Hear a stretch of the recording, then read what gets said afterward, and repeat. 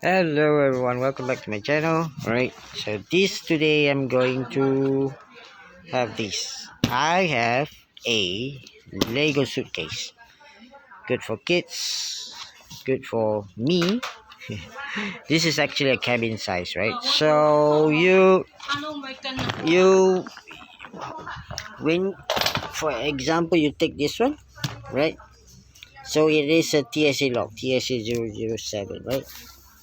So what you do is you either take a pen and just you see this one, just poke it in, right?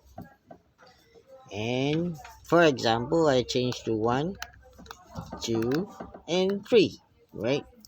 So once you do that, pull the ledge, voila, right? So if you want to change again, right?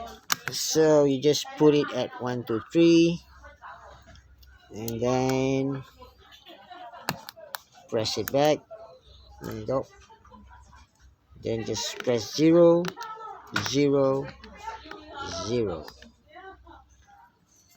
Ta-da! Right. So that's how you change the lock. Right. So I hope this helps. There you go. Thank you.